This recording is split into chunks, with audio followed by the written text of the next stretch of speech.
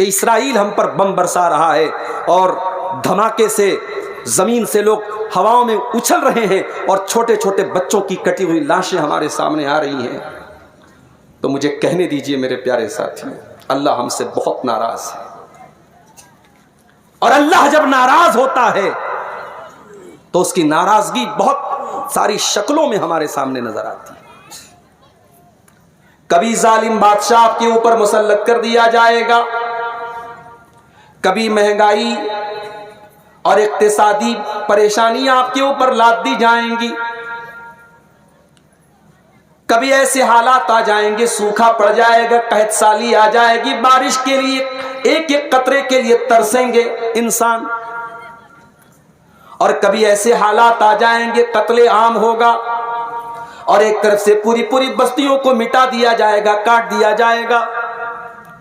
قل هو القادر على ان يبعث عليكم عذابا من فوقكم او من تحت ارجلكم او يلبسكم شيعا۔ اے نبی آپ اعلان کر دیجئے، بتا دیجئے، اللہ تعالیٰ 3 طریقوں سے تمہارے اوپر اپنا عذاب نازل کر سکتا ہے۔ کبھی آسمان سے عذاب آئے گا، بجلی کی شکل میں، بارش کی شکل میں، کبھی زمین کے نیچے سے عذاب آئے گا زلزلے کی شکل میں، بھوکمپ کی شکل میں، اور کبھی اللہ تعالیٰ او یلبسکم شیعا، تمہیں آپس میں گتھم گتھا کر دے گا، لڑا دے گا، تمہارے بیچ میں آپس میں اختلاف پیدا کر دے گا، تم ایک دوسرے کو مرنے مارنے پر آمادہ ہو جاؤ گے۔ اللہ کا عذاب کسی بھی شکل میں آ سکتا ہے، لیکن ہاں اللہ کا عذاب بلا وجہ نہیں آتا، اللہ کسی پر ظلم نہیں کرتا۔ وَمَا رَبُّكَ بِظَلَّامٍ لِّلْعَبِيدِ، آپ کا رب اپنے بندوں پر ظلم کرنے والا نہیں ہے۔ مَا يَفْعَلُ اللَّهُ بِعَذَابِكُمْ إِن شَكَرْتُمْ وَآمَنْتُمْ، میرے بندو اگر تم ایمان والے بن جاؤ، تم اللہ کا شکریہ ادا کرنے والے بن جاؤ، تم فرما بردار بن جاؤ، تو اللہ کو کیا پڑی ہے، اللہ تم پر اپنا عذاب کیوں نازل کرے گا۔ وَكَانَ اللَّهُ شَاكِرًا عَلِيمًا، اللہ تو تمہاری چھوٹی چھوٹی نیکیوں پر بڑا بڑا ثواب دینے والا ہے، اللہ تو تمہارے دلوں کا حال جاننے والا ہے، اللہ تم پر بلا وجہ اپنا عذاب نازل نہیں کرے گا۔ اللہ کا تو وعدہ ہے، وَلَوْ أَنَّ أَهْلَ الْقُرَىٰ آمَنُوا وَاتَّقَوْا لَفَتَحْنَا عَلَيْهِمْ بَرَكَاتٍ مِّنَ السَّمَاءِ وَالْأَرْضِ، یہ بستی والے، یہ گاؤں والے، یہ علاقے والے، یہ شہر والے اگر یہ متقی بن جائیں، پرہیزگار بن جائیں، اللہ سے ڈرنے والے بن جائیں، اللہ کا وعدہ ہے اللہ آسمان کی برکتوں کے دروازے ان کے اوپر کھول دے گا، اللہ زمین کی برکتوں کے دروازے ان کے اوپر کھول دے گا۔ آج ہندوستان کے حالات، اب تو کیا میں بیان کروں، کبھی کبھی میں سوچنے لگتا ہوں، یہ ہمارے یوٹیوبر بھائی بیچارے بیٹھے ہیں، ان کا کوئی بھروسہ نہیں ہے، بات کچھ ہوگی شیرہ کچھ لگا دیں گے، اور نیوز چینل والے تو مسالہ کھوجتے ہیں یوٹیوب کے اوپر کہ کسی عالم کا کوئی ہمیں مسالہ ملے اور ہم اس کو نیوز چینل پہ چلائیں۔ میرے پیارے ساتھیوں، بڑا نازک دور چل رہا ہے، جس ملک میں آپ نے 1000 سال حکومت کی ہے، اس ملک میں آج آپ اس لیول پر کیوں پہنچے ہیں، یہ غور کرنے کی بات ہے۔ کون سی ایسی صلاحیت تھی، کون سی ایسی طاقت تھی جو اللہ نے آپ کو نہیں دی، مگر ہم نے اپنی صلاحیتوں کا غلط استعمال کیا، اپنی طاقتوں کا مس یوز کیا۔ ہمیں اللہ تعالیٰ نے اس ملک میں بہت کچھ دیا تھا، ہم چاہتے انقلاب پیدا ہو سکتا تھا اس ملک میں، مگر جب ہمیں حکومتیں ملی، طاقت ملی، ہمیں عہدے ملے، ہم نے ان کا غلط استعمال کیا۔ میرے پیارے ساتھی، ہمیں اپنا اتہاس پڑھنے کے بعد، اپنی تاریخ پڑھنے کے بعد کبھی کبھی افسوس ہوتا ہے کہ اس ملک میں ہم کیا کر سکتے تھے اور ہم نے کیا کیا ہے۔ یاد رکھو میرے پیارے ساتھی، انسان کو اللہ تعالیٰ جتنا بڑا مقام دیتا ہے اتنی بڑی رسپانسبلٹی اور ذمہ داری بھی دیتا ہے۔ دنیا کی اور قوموں سے وہ سوال نہیں ہوگا جو ہم سے اور آپ سے ہوگا۔ اللہ نے ہمیں محمد الرسول اللہ کا امتی بنایا ہے، اپنے آخری نبی کا امتی بنایا ہے. یہ بہت بڑا مقام ہے، یہ بہت بڑی پوزیشن ہے، اور اس پوزیشن کے ساتھ ہماری ذمہ داری بھی بہت زیادہ ہے. قرآن کہتا ہے کنتم خیر امت اخرجت للناس، اے مسلمانوں تم دنیا کی سب سے بہترین امت ہو، the best community of the world. تم دنیا کے سرووتم سماج ہو، سب سے بہترین قوم ہو، سب سے بہترین امت ہو. اخرجت للناس، تمہیں نکالا گیا ہے انسانیت کے لیے، مانوتا کے لیے، لوگوں کو کچھ دینے کے لیے. تامرون بالمعروف، تم نیکیوں کا حکم دیتے ہو، وتنہون عن المنکر، تم برائیوں سے روکا کرتے ہو، وتؤمنون باللہ، اور تم اللہ کے اوپر ایمان رکھتے ہو. اللہ نے اس آیت کے اندر ہمارا مقام بھی بتا دیا، ہماری پوزیشن بھی بتا دی، اور اللہ نے ہماری ذمہ داری بھی بتا دی. اے مسلمان تو دنیا کی سب سے بہترین قوم ہے، مگر یہ مقام جو تجھے ملا ہے، یہ سمان جو تجھے ملا ہے، یہ آنر جو تجھے ملا ہے، اے مسلمان تجھے 3 کام کرنا پڑے گا. تامرون بالمعروف، تجھے نیکی کا حکم دینا پڑے گا. وتنہون عن المنکر، تجھے برائیوں سے روکنا پڑے گا. وتؤمنون باللہ، تجھے اللہ کے اوپر ایمان رکھنا ہوگا. جتنی بڑی ذمہ داری، جتنا بڑا مقام اتنی بڑی ذمہ داری. ہمارے پیارے نبی کو دیکھو میرے پیارے ساتھی، عبداللہ بن مسعود رضی اللہ تعالیٰ عنہ اللہ کے نبی کے پاس آتے ہیں. بخاری کی روایت ہے، اللہ کے پیارے نبی حضرت عبداللہ بن مسعود سے کہتے ہیں اقرا علی القرآن، اے عبداللہ مجھے قرآن پڑھ کے سناؤ. وہ جم جانے والے نوجوانوں، وہ اپنی باڈی شاڈی پر غرور کرنے والے نوجوانوں، وہ اپنی پرسنالٹی پر غرور کرنے والے نوجوانوں، آؤ میں تم کو بتاؤں، عبداللہ بن مسعود کوئی باڈی بلڈر انسان نہیں، کوئی مضبوط کوئی توانا انسان نہیں، دبلے پتلے تھے، اتنے پتلے تھے. ایک مرتبہ پیڑ پہ چڑھ کے مسواک توڑ رہے تھے، پیلو کی مسواک، پتلی پتلی ان کی ٹانگیں ہوا میں لہرا رہی تھی. صحابہ کرام کو ہنسی آ گئی دیکھ کر کے، ہوا میں ان کے دونوں پیر جھول رہے تھے. نبی اکرم نے پوچھا کیوں ہنس رہے ہو؟ کہا کہ من دقت ساقیہ، اے اللہ کے نبی عبداللہ بن مسعود اتنے پتلے ہیں، پیڑ کے اوپر چڑھے ہیں، ہوا چل رہی ہے، ان کی ٹانگیں ہوا میں لہرا رہی، ہمیں دیکھ کر کے ہنسی آ رہی. آپ نے فرمایا لہما اشد علی المیزان من احد، اے میرے صحابہ عبداللہ بن مسعود کے پتلے پتلے پیر قیامت کے دن میزان عمل کے اوپر، جس ترازو پر لوگوں کے اعمال کو تولا جائے گا، اس ترازو پر یہ پتلی پتلی ٹانگیں احد پہاڑ سے بھی زیادہ وزندار ہوں گی. اللہ کے آپ کا خوبصورت چہرہ نہیں دیکھا جائے گا میرے نوجوانوں.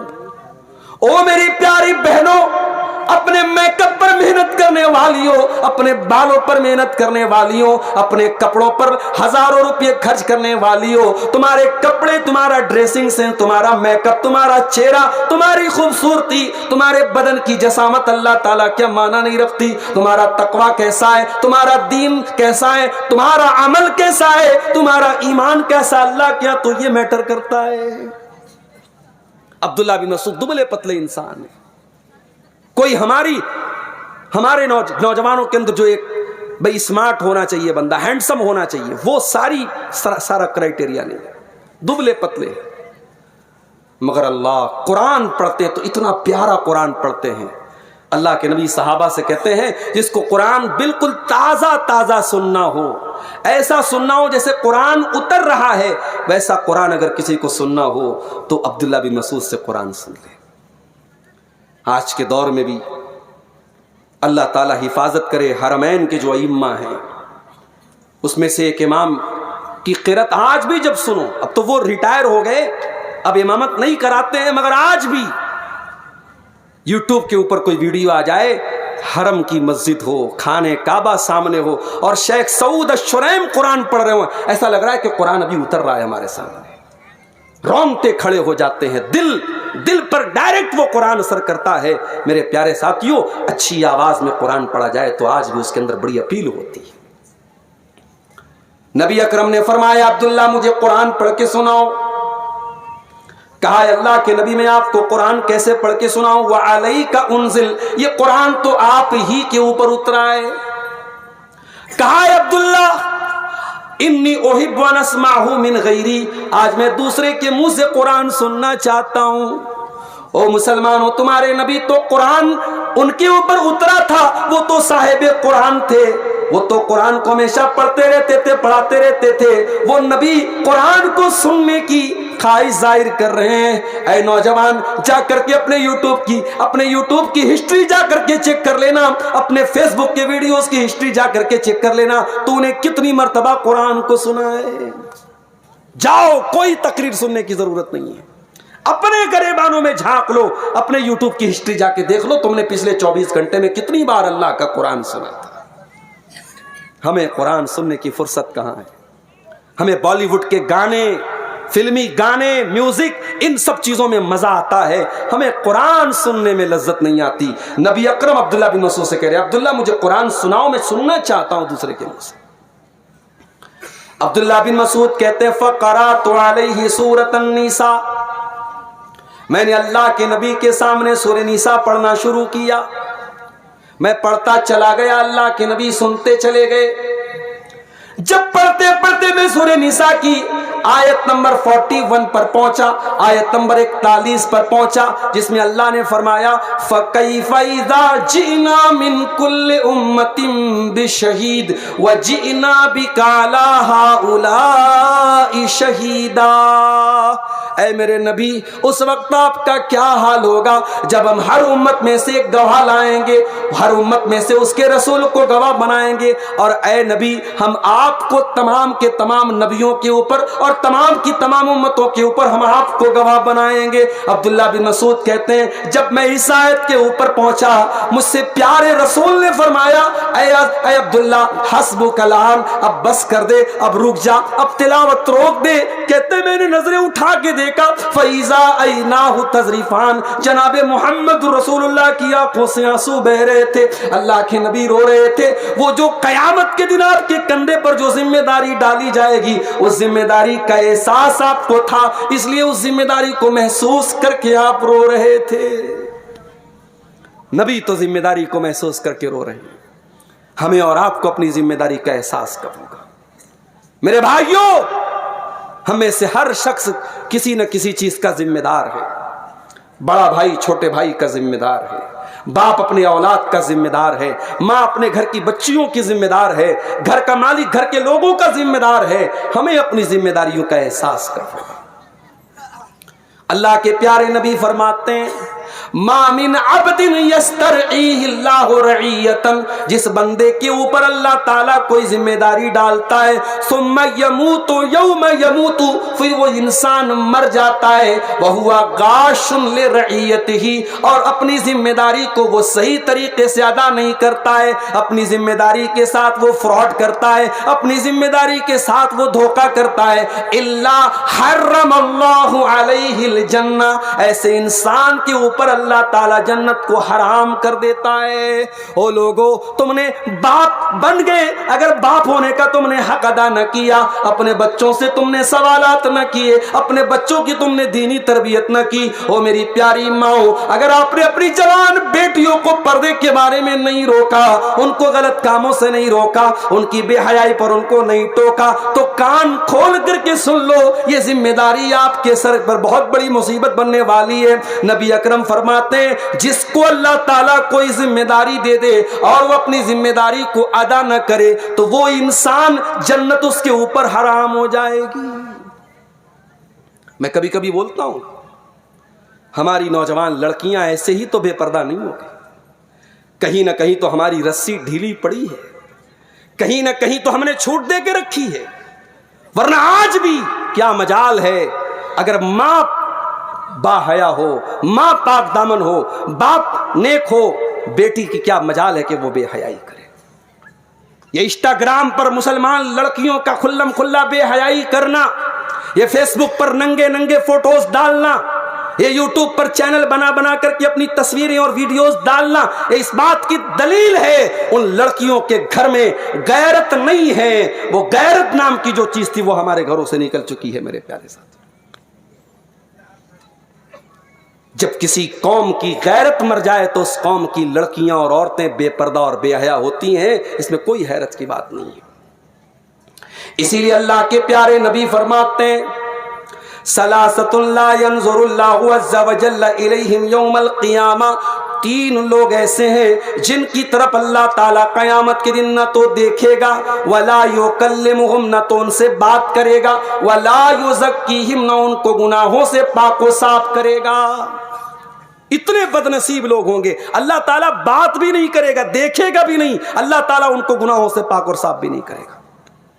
نمبر ایک، العاق لوالدیہ، اپنے ماں باپ کو ستانے والا، اپنے ماں باپ کی آنکھوں میں آنسو لانے والا، اپنے ماں باپ سے رشتہ توڑنے والا، اپنے ماں باپ کو دکھ دینے والا۔ والمرأۃ المترجلہ، اور نمبر دو وہ عورت جو مردوں کی کاپی کرنے والی، جو مردوں کی چال ڈھال اپنانے والی، مردوں کے جیسا کپڑا پہننے والی، مردوں کے جیسا بال رکھنے والی ہو۔ نمبر تین والدیوس، اور وہ بے غیرت انسان، وہ دیوس انسان جس کے گھر میں بے حیائی کا کام ہوتا ہو اور اس کو کوئی فرق نہ پڑتا ہو۔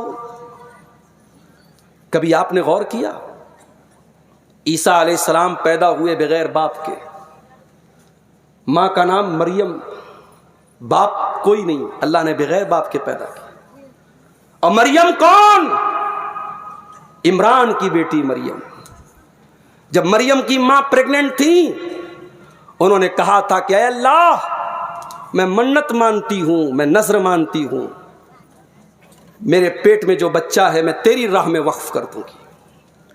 میری پیاری ماں اور بہنوں، اپنے بچوں کو ڈاکٹر بنانے کا سپنا تو بہت عورتوں نے سجویا ہوگا، اپنے بچوں کو انجینئر بنانے کا سپنا تو بہت ماؤں نے دیکھا ہوگا، اپنے بچے کو بڑا بزنس مین بنانے کا سپنا تو بہت ماؤں نے دیکھا ہوگا، مگر مریم کی ماں ابھی بچہ پیٹ میں ہے، کیا تمنا کرتی ہیں؟ رب انی نذرت لک ما فی بطنی محررا، اے اللہ میں نذر مانتی ہوں کہ میرے پیٹ میں جو بچہ ہے تیری راہ میں وقف کر دوں گی، تیرے دین میں لگا دوں گی۔ کاش ایسی مائیں آ جائیں، نسلیں بدل جائیں گی میرے پیارے ساتھی۔ آج وہ مائیں نہیں ہیں سماج میں جو اپنے بچوں کو دین کے لیے قربان کرنا چاہیں، جو اپنے بچوں کو اللہ کی راہ میں قربان کرنا چاہیں۔ جب بیٹی پیدا ہو گئی، قالت رب انی وضعتها انثى، کہا اللہ میں تو بیٹا مانگ رہی تھی، مجھ کو بیٹی پیدا ہو گئی۔ اللہ نے فرمایا وَلَيْسَ الذَّكَرُ كَالْأُنثَىٰ، اے مریم کی ماں اگر بیٹا ہو بھی جاتا تو اس بیٹی کے جیسا نہ ہوتا، تیری بیٹی کا مقام بہت اونچا ہونے والا ہے۔ اے مریم کی ماں، ہم تیری بیٹی کو بہت اونچا مقام دینے والے ہیں، بہت اونچا درجہ دینے والے ہیں۔ یہ وہ مریم ہے، چھوٹی سی تھی، ان کی پرورش ان کے خالو کیا کرتے تھے، اور خالو کہاں رہتے تھے؟ محراب میں رہتے تھے، مسجد میں رہتے تھے۔ او لوگو، زکریا علیہ السلام، قرآن میں جہاں بھی زکریا علیہ السلام کا نام آیا ہے کبھی غور کرنا، زکریا کے نام کے ساتھ مسجد ضرور آیا ہے، محراب ضرور آیا ہے۔ اتنے اللہ والے تھے، اتنے نیک تھے، اتنے دیندار تھے کہ قرآن جب بھی زکریا کا نام لیتا ہے تو ساتھ میں محراب کا ذکر کرتا ہے۔ گویا زکریا مسجد کے ساتھ اتنا ان کا تعلق تھا، اتنا مضبوط رشتہ تھا کہ اللہ تعالیٰ نے ان کے نام کے ساتھ مسجد کو جوڑ دیا۔ او لوگوں، زکریا ہماری طرح ایک مہینے کے نمازی نہیں تھے، رمضانی مسلمان نہیں تھے، ربانی مسلمان تھے۔ ہم تو ایک مہینے کے لیے مسجد سے جڑے اور رمضان ختم نماز ختم، رمضان ختم مسجد سے ہمارا تعلق ختم۔ زکریا علیہ السلام مسجد میں رہتے تھے، محراب میں رہتے تھے۔ چھوٹی سی بچی تھی مریم، مریم کو پالتے ہیں، مریم کی پرورش کرتے ہیں۔ کلما دخل علیہا زکریا المحراب وجد عندہا رزقا، جب زکریا باہر سے آتے ہیں کیا دیکھتے ہیں کہ مریم کے پاس بغیر موسم کا پھل رکھا ہوا ہے، آم کا موسم نہیں آم رکھا ہوا ہے، امرود کا موسم نہیں امرود رکھا ہے، سیب کا موسم نہیں سیب رکھا ہے۔ قال یا مریم انا لکی ھذا، پوچھا ہے مریم یہ پھل تیرے پاس کہاں سے آیا؟ او لوگو، کاش یہ سوال آپ نے اپنی جوان بیٹی سے بھی پوچھا ہوتا، بیٹی تیرے پاس یہ آئی فون کہاں سے آیا؟ میں نے تو نہیں دلایا۔ بیٹی تیرے پاس یہ قیمتی بیگ کہاں سے آیا؟ میں نے تو نہیں دلایا۔ بیٹی تیرے پاس اتنے پیسے کہاں سے آئے؟ میں نے نے تو نہیں دلائے, تیرے موبائل میں ریچارج تو میں نے نہیں کرایا, تو نے کہاں سے کرایا؟ کاش ہم بھی مریم کی طرح تربیت کرنے والے بنتے. مریم سوال کرتے ہیں اپنی بھانجی سے, اپنی سالی کی بیٹی سے, اے مریم یہ پھل تیرے پاس کہاں سے آیا؟ قالت هو من عند اللہ. مریم کہتی ہیں اللہ کی طرف سے آیا, اللہ کی طرف سے آیا. اہل حدیثوں کے بارے میں لوگ کہتے ہیں صاحب یہ کرامت کو نہیں مانتے. آؤ ذرا کرامت ہم تمہیں دکھاتے, قرآن سے کرامت دکھاتے. ہم کرامتوں کو مانتے, ہم قصوں کہانیوں کو نہیں مانتے. الٹی سیدھی جو من میں آئے کتابوں میں لکھ دو اور کہو کہ صاحب یہ بزرگوں کی کرامت ہے, ہم ایسی کرامتوں کو نہیں مانتے. جو آتھینٹک سورس سے ثابت ہے, مریم کی کرامت قرآن سے ثابت ہے, ہم مانتے ہیں. بے موسم کا پھل آ رہا ہے مریم کے پاس. جب زکریا علیہ السلام نے دیکھا بے موسم کا پھل اس کے پاس آ رہا ہے, زکریا کے دل میں خیال آیا, ہنالک دعا زکریا ربہ قال. حضرت زکریا علیہ السلام اللہ کی بارگاہ میں ہاتھ اٹھاتے دعا کرتے ہیں, اے اللہ رب ہب لی من لدنک ذریۃ طیبہ انک سمیع الدعاء. زکریا علیہ السلام دعا کرتے ہیں اللہ تو مجھ کو بھی نیک بیٹا دے دے, مجھ کو بھی پاکیزہ اولاد دے دے. اے اللہ اگر تو مریم کو بے موسم کا پھل دے سکتا ہے تو مجھ کو تو بغیر وقت کے بڑھاپے میں تو مجھ کو اولاد کیوں نہیں دے سکتا؟ یہ مریم ہے. جب مریم کے پاس فرشتہ آتا ہے اور آ کر کے کہتا ہے کہ اے مریم تجھے بیٹا ہونے والا ہے, مریم تو پریشان ہو جاتی ہیں, مجھے بیٹا ہوگا؟ کہا کہ ہاں تمہیں ہوگا. کہا ارے میری تو شادی نہیں ہوئی, مجھے کسی نے ٹچ نہیں کیا, مجھے کہاں سے بیٹا ہوگا؟ کہا کہ اللہ کا حکم ہے تجھے بیٹا ہوگا. جب مریم علیہ السلام جب ان کو حمل کا ٹائم آیا, بچے کی پیدائش کا ٹائم آیا, فَأَجَاءَهَا الْمَخَاضُ إِلَى جِذْعِ النَّخْلَةِ قَالَتْ يَا لَيْتَنِي مِتُّ قَبْلَ هَذَا وَكُنْتُ نَسِيًّا مَنْسِيًّا. قرآن کہتا ہے کہ جو لیبر پین تھا, جو بچے کی پیدائش کے ٹائم کا جو درد ہوتا ہے, اس درد نے بے چین کر دیا, اور مریم ایک کھجور کے پیڑ کے پاس پہنچتی ہیں اور کہتی ہیں یا لیتنی مت قبل ہذا, اے کاش کی آج کے پہلے میں مر گئی ہوتی, وکنت نسیا منسیا, میرا نام کوئی جاننے والا نہ ہوتا. ہو لوگو, ایک پاک دامن عورت کے لیے بہت بڑا دھبا ہے, اس کے کردار پہ کوئی دھبا لگا دے, اس کے کیریکٹر پر کوئی دھبا لگا دے, اس کے اوپر کوئی جھوٹا الزام لگا دے, اس سے بڑھ کے ایک پاک دامن عورت کے لیے کوئی الزام نہیں ہو سکتا. کہا کہ اللہ کاش میں مر گئی ہوتی, میرا نام کوئی جاننے والا نہ ہوتا. بچہ پیدا ہوا, عیسیٰ علیہ السلام دنیا میں آئے. ذرا غور سے سننا کہ دعا والو, حضرت مریم بچے کو گود میں لے کے آتی ہیں, اپنی قوم کے پاس پہنچتی ہیں. قوم کے لوگ سوال کرتے ہیں یا مریم انا لکی ھذا, اے مریم. قوم کے لوگ کہتے ہیں یا مریم لقد جیت شیئا فریا, اے مریم تو نے بہت غلط کام کیا ہے. یا اخت ہارون ما کان ابوک امرأ سوء وما کانت امک بغیا, اے ہارون کی بہن. مریم کے کوئی بھائی تھے جن کا نام ہارون تھا. کہا کہ اے ہارون کی بہن, تیرا باپ بھی نیک انسان تھا, تیری ماں بھی بد چلن نہیں تھی, تو نے یہ گندا کام کیسے کر دیا؟ علماء نے لکھا اس آیت کی تفسیر میں, مریم کا بھائی بھی نیک, مریم کا باپ بھی نیک, مریم کی ماں بھی نیک. مریم بچہ لے کر کے آئی تو قوم کے لوگ کہتے ہیں یہ بچہ کہاں سے آیا؟ پتہ یہ چلا اگر کسی لڑکی کا بھائی نیک ہو, لڑکی کا باپ نیک ہو, لڑکی کی ماں نیک ہو, اگر یہ تین رشتے اچھے ہوں تو لڑکی کا بھٹکنا اور لڑکی کے قدم کا بہکنا بہت مشکل ہے. لڑکی تبھی بہکتی ہے, لڑکی کے قدم تبھی بھٹکتے ہیں جب ان تین رشتوں میں سے کوئی ایک رشتہ گڑبڑ ہو. اگر لڑکی کی ماں صحیح ہے, لڑکی کا باپ صحیح ہے اور لڑکی کا بھائی صحیح ہے تو ایسی لڑکیوں کے بھٹکنے اور بگڑنے کے چانسز بہت کم ہوتے ہیں. میرے عزیزو, سماج آج کہاں جا رہا ہے, ذرا اس پر غور کرو. میں نے جو آیت کریمہ آپ کے سامنے پڑھی تھی, قرآن کے دوسرے پارے کی آیت, اس آیت میں اللہ تعالیٰ نے ہمیں ایک حکم بھی دیا ہے, اور سچ پوچھو تو ہم سے اللہ نے ایک سوال بھی کیا ہے. یا ایھا الذین آمنوا ادخلوا فی السلم کافہ, اے ایمان والو اسلام میں پورے کے پورے داخل ہو جاؤ, پورے کے پورے مسلمان بنو. وَلَا تَتَّبِعُوا خُطُوَاتِ الشَّيْطَانِ شیطان کے راستے پر نہ چلو. إِنَّهُ لَكُمْ عَدُوٌّ مُبِينٌ شیطان تمہارا کھلا ہوا دشمن ہے. اللہ یہ کیوں کہہ رہا ہے اسلام میں پورے کے پورے داخل ہو جاؤ؟ یہ کہہ کر کے اللہ تعالی ہم سے اور آپ سے سوال کر رہا ہے کہ اے میرے بندو ذرا اپنے گریبانوں میں جھانکو اور بتاؤ کہ کیا تم پورے کے پورے مسلمان ہو؟ اوکے دعا والو، مسجد میں جاتے ہو تو پوری کوشش ہوتی ہے کہ نماز رسول کے طریقے پر پڑھی جائے. مولوی صاحب نبی اکرم جب نماز پڑھتے تھے کہاں ہاتھ باندھتے تھے؟ پوچھتے ہو مسئلہ. نبی اکرم جب رکوع کرتے تھے کیسے رکوع کرتے تھے؟ سجدہ کرتے تھے تو زمین پر کیسے ہاتھ رکھتے تھے، ماتھا رکھتے تھے؟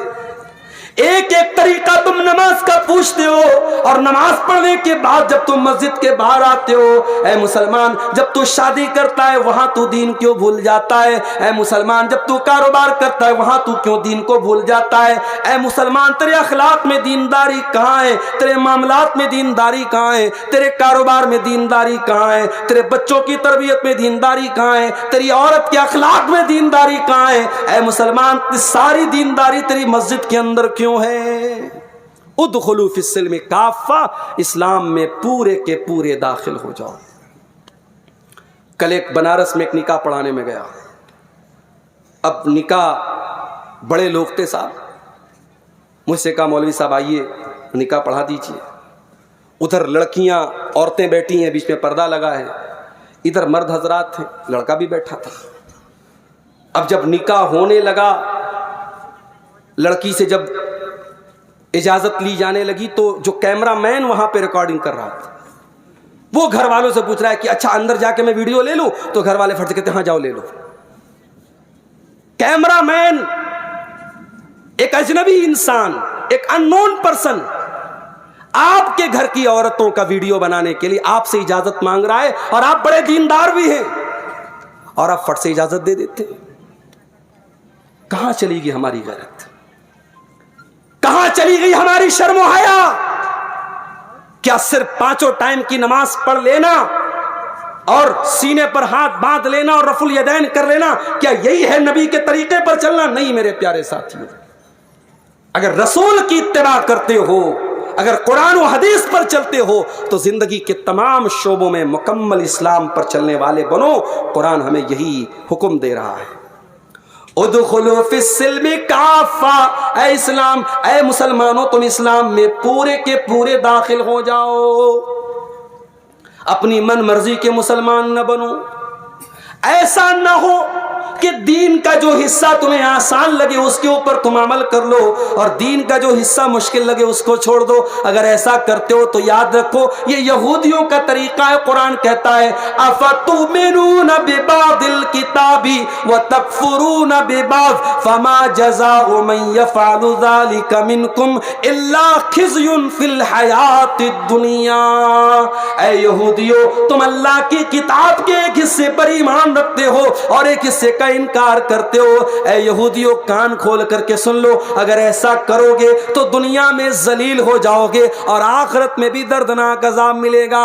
تو جو اپرادھ جو کرائم یہودیوں نے کیا وہی کرائم ہم کریں گے تو سزا ہمیں کیوں نہیں ملے گی؟ اللہ تعالیٰ کیا ڈبل اسٹینڈرڈ نہیں ہے میرے پیارے ساتھیوں؟ اللہ کیا ڈبل معیار نہیں ہے؟ آج کتنے مسلمان ہیں ان کی زندگی کا کوئی مقصد ہی نہیں ہے. ان سے پوچھو بھائی کیا ہے زندگی میں؟ بچوں کی شادی کرنا ہے، لڑکے کو نوکری دلانا ہے، لڑکی کی شادی کرنا ہے، گھر بنانا ہے، مکان بنانا ہے، بس یہی زندگی کا مقصد ہے. دنیا سے شروع دنیا پر ختم. ارے اس دنیا کے بعد بھی کوئی زندگی ہے. 50 سال 60 سال 70 سال 100 سال جتنے دن دنیا میں رہنا ہے اس کے بعد بھی ایک زندگی ہے، اور وہ جو زندگی ہے آخرت کی زندگی وہ پرماننٹ ہے میرے پیارے ساتھی.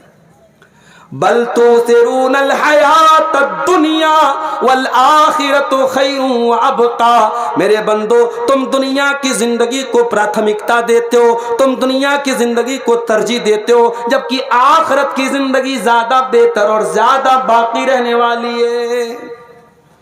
دنیا میں آپ جتنے بھی عیش و آرام سے رہ لیں، जितनी भी लग्जरी लाइफ गुजार ले, महलों में रह ले, सोने चांदी में आपकी परवरिश हो जाए, मगर याद रखो मेरे प्यारे साथियों, जहन्नम में एक पल के लिए भी अगर इंसान को डाला जाएगा, अल्लाह के नबी फरमाते हैं कयामत के दिन एक इंसान को लाया जाएगा, यूता बिअनअमि अहलि दुनिया, जो दुनिया में बहुत ऐशो आराम से रहता था, बहुत सुकून से रहता था, बहुत दौलत थी उसके पास, बहुत ऐशो आराम से रहता था, लेकिन जहन्नमी था। कयामत के दिन उसको लाया जाएगा और एक पल के लिए उसको जहन्नम में डाला जाएगा, एक पल के लिए। हमारे यहाँ बनारस में कपड़े का काम होता है, कपड़े का जो धागा होता है उस धागे को रंगते हैं, उसकी रंगाई करते हैं। तो वो जब रंगाई करते हैं ना तो उसमें पानी को खौलाते हैं, उसके अंदर रंग वगैरह डालते हैं और फिर धागे को अगर हल्का कलर डालना होता है, एक बार धागे को अंदर पानी में डाला फिर फौरन निकाल लेते हैं। चूंकि मैं भी बनारस का रहने वाला हूँ, ये सारा प्रोसेस हमारे घरों में भी होता है, हम देखते हैं। तो अल्लाह के नबी ने यहाँ पे जो लफ्ज़ इस्तेमाल किया फयुस्बगु सबगतन फिन्नार, जैसे कपड़े को या धागे को पानी में रंगने के लिए डाला जाता है और डाल के फौरन निकाल दिया जाता है, वो इंसान जो सारी जिंदगी ऐशो आराम से महलों में रहता था, अल्लाह ताला एक पल के लिए जहन्नम में डालेगा और निकालेगा। और अल्लाह पूछेगा हल रअयता खैरन कत्तु हल मर्रा बिका नईमुन कत्तु, ऐ मेरे बंदे क्या तूने कभी कोई ऐशो आराम देखा, क्या तूने कभी कोई नेमत देखी, ऐ मेरे बंदे क्या तेरी जिंदगी में कभी कोई सुख आया। वो सारी जिंदगी ऐशो आराम से रहता था, सिर्फ एक पल के लिए जहन्नम में जाने के बाद कहेगा मा रअयतु खैरन कत्तु, ऐ अल्लाह मैंने कभी कोई भलाई नहीं देखी, मैंने कभी कोई सुख नहीं देखा, सारी जिंदगी में परेशान रहा, मैं दुखों में रहा, मैं तकलीफों में रहा, ऐ अल्लाह मैंने कभी कोई सुख नहीं देखा। ये है दुनिया और आखिरत का कंपैरिजन। जिस दुनिया पे हम मरते हैं, बड़े बड़े शहरों में आप जमीन खरीदने चले जाएं, करोड़ों में बात होती है। मुंबई जैसे इलाके में मैं गया, लोगों ने बताया कि छोटे छोटे कमरे, जिसको वहां खोली बोलते हैं, करोड़ों की बिकती है। जो पॉश एरिया है, जो बड़े एरिया है, आप यकीन करें जितना बड़ा आपका बाथरूम होता है उतने बड़े में पूरी फैमिली रहती है वहां मुंबई के बाज़ इलाकों में, और उस खोली की कीमत करोड़ों में होती है। अल्लाह के नबी फरमाते हैं कि जन्नत में एक कोड़ा रखने की जगह, कोड़ा कितना बड़ा होता है, एक हाथ का होता होगा, चलो 2 स्क्वायर फीट का मान लो, जन्नत में 2 स्क्वायर फीट की जगह अल्लाह के नबी फरमाते हैं दुनिया की तमाम नेमतों से बेहतर है। दुनिया की लड़कियों की तरफ भागने वालों और दुनिया की औरतों के लिए अपने बाप को, अपनी माँ को, अपने समाज को, सबको जलील करने वाले मेरे नौजवानों, काश कि तुम्हारे अंदर जन्नत की हूरों की तलब भी तुम्हारे अंदर हो जाती। आज तो बॉलीवुड की फिल्मों में मजाक बना के रख दिया गया, 72 हूरें, मजाक बना के रख दिया गया कि साहब इनको हूरें मिलेंगी। दुनिया मजाक बनाती है तो बनाए, जो इंसान मर्द है और जिसके अंदर मर्दानगी है, अल्लाह ताला ने मर्द के अंदर ये जज्बा रखा है कि उसको औरत की तलब और जरूरत है। और जन्नत एक ऐसी जगह है जहां इंसान की हर जायज ख्वाहिश पूरी होगी। तो जब इंसान के अंदर औरत की तलब है, मर्द के अंदर, तो अल्लाह ताला ने उसकी तलब को भी वहां पे पूरा रखने का इंतजाम किया है जन्नत की हूरों की शक्ल में। और ये जो जन्नत की हूरें हैं, अल्लाह के नबी फरमाते वलवन्नम्रातम मिन अहलिल जन्नती तलात इलल अर्दी, अगर जन्नत की कोई औरत जमीन की तरफ झांक दे, सिर्फ झांक दे, वो आना तो दुनिया में बड़ी दूर की बात है, अगर जन्नत की औरत दुनिया की तरफ झांक दे, अल्लाह के नबी फरमाते हैं लमलअत मा बैनहुमा रिहा, उसकी खुशबू से जमीन व आसमान भर जाएंगे। उसके झांक देने से दुनिया में रोशनी भर जाएगी, दुनिया में खुशबू भर जाएगी। वलनसीफुहा अला रासिया खैरुम मिनद दुनिया व मा फिया, और अल्लाह के नबी फरमाते हैं कि जन्नत की औरत के सर पर जो दुपट्टा है वो दुनिया کی تمام نعمتوں سے بہتر ہے۔ او دوپٹہ پہننے والی میری بہنوں، او پردہ کرنے والی میری بہنوں، تم کو مبارکباد دیتا ہوں، تم نے جنتی عورتوں کا ڈریس اپنایا ہے، تم نے جنتی عورتوں کا کپڑا اپنایا ہے۔ جنت کی عورتیں بھی دوپٹہ اوڑھنے والی ہوں گی، وہ اسکرٹ پہننے والی نہیں ہوں گی، وہ اپنے شریر کو دکھانے والی نہیں ہوں گی، وہ ننگی رہنے والی نہیں ہوں گی۔ جنت کی عورتیں بھی دوپٹہ رکھنے والی ہوں گی۔ ہمارے اندر اس جنت کی طلب کیوں نہیں ہے میرے پیارے ساتھی؟ اس جنت کی طلب پیدا کرو اپنے اندر، اور جہنم کے عذاب سے اللہ کی پناہ طلب کیا کرو۔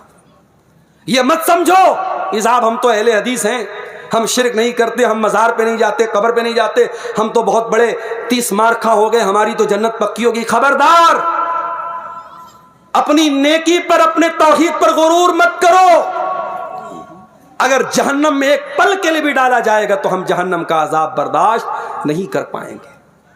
اسی لیے اللہ کے نبی فرماتے ہیں اتقوا النار ولو بشق تمرہ، جہنم کی آگ سے بچو، اگرچہ اللہ کی راہ میں کھجور کا ٹکڑا ہی دے کر کے بچ سکتے ہو تو بچو۔